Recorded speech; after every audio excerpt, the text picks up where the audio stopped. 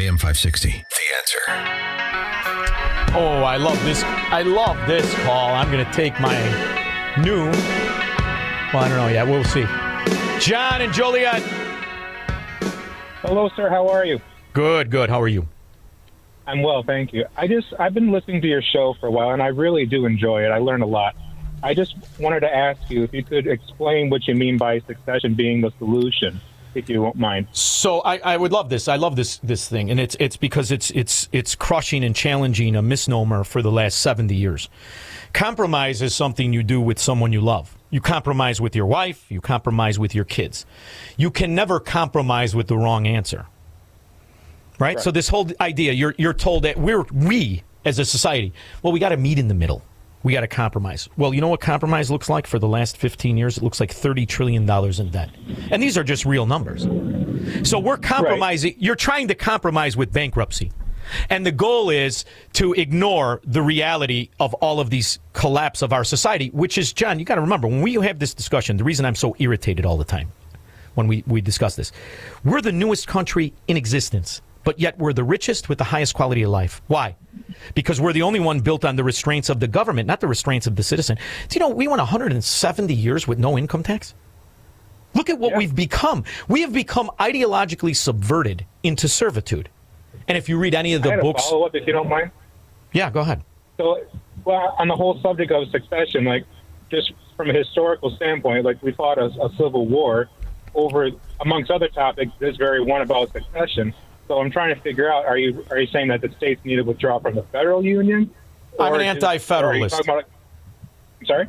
I'm an anti-federalist. I do not believe you can have 535 so-called representatives that refuse to represent the individual interests of their own constituents. You can't do it, and the proof is the bankruptcy. So I believe yes. Okay. That it's rewriting the Constitution, then, right? Well, no, I think that the Constitution has already been written so that we can have a peaceful secession. If you have a corrupted society in a concentrated area, they will do what exactly is we're living through right now, where the realities and the principles of what's constitutionally viable and allowed are so bastardized that the good are always bailing out the bad. But now we have this new caveat where debt can be accumulated without the consent of the governed. So they talk about that's unfortunate.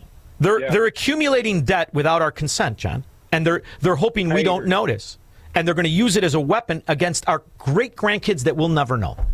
It's a travesty. Debt that you're bankrupting the future generation, my generation. Well, you think how bad it's going to be for your great grandkids that you don't even know yet. When it's 300 trillion, right? And this is the thing.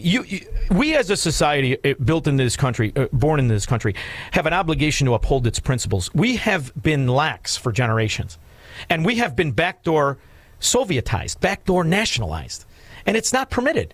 None of this. I really do believe that the policies that have passed in the last 20 years, I don't think 10 of them can pass the sniff test on what's constitutional, and we just get stuck with the tab.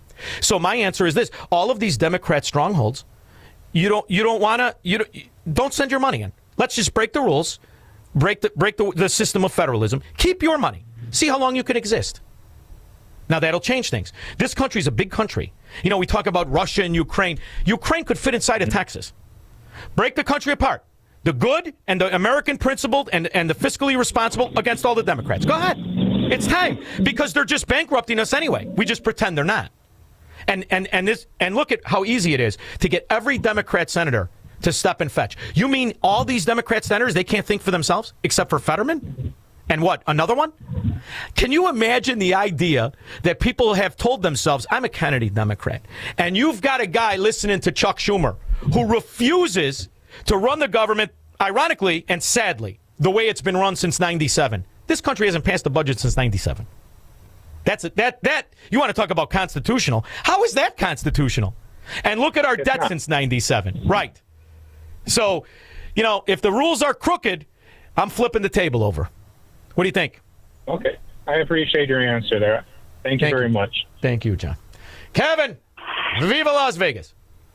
Hey, what's happening? Now, you're my go-to guy for Obamacare questions, so I just want to make sure I'm understanding this correctly. So right now, what everyone is upset about is just the enhanced subsidies passed during COVID, correct? Well, they're trying to make it seem as if they all go away, which I only wish was true. No, but that's what I mean. So correct. So they want these enhanced subsidies. So in essence, what they're doing, they are railing against their own health care that they said was going to fix everything. Well, they need to hide it. They need to hide the true cost of what Barack Obama called affordable. Yes. They need to hide the reality. But I mean, because here's the other thing they keep saying. They keep saying to go ahead. They keep saying the costs are going up. No, they're not. They're just the subsidies are coming off. That's the real cost. Right. And you know who knows that, Kevin? Small business people.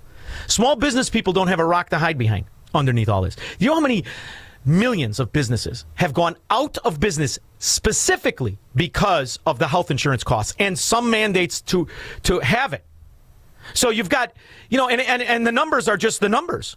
The premium cost on all across the board is up 400%, and so is the deductible if you're lucky. When he tinkered with it, deductibles were, if you had the best plan, they were $50. Mine was $50. Then it was $500. Now it's $15,000. They're hiding it and they're covering it up. What I'm saying though is, so when everyone still in 2019 and 2020 said Obamacare was incredible, that's exactly what they're railing against right now. The enhanced subsidized version of Obamacare, correct? Right, but if you listen to the verbiage by the Democrats, they're trying to scare everybody that all the subsidies are going away, which they're not. Yeah, but they should. Right. And the broader argument is this: they should. They should all go away. Because if they can't rip it out, then do what it's supposed to do and bankrupt everybody. That's why secession, to our former caller, that's why secession is the answer. Because if you look how he passed it, it was illegitimate. He bribed, bribed everybody. 60 senators, bribed his own party. Louisiana Purchase, the Nebraska Cornhusker, all the rest of it. Bribed them at the time. And look, nobody talks about it. He's a rat pig. How many no's were there until he said, hey, we'll throw some shackles your way? That's how it is. All you got to do is bribe 535 politicians, and you could do anything in this country.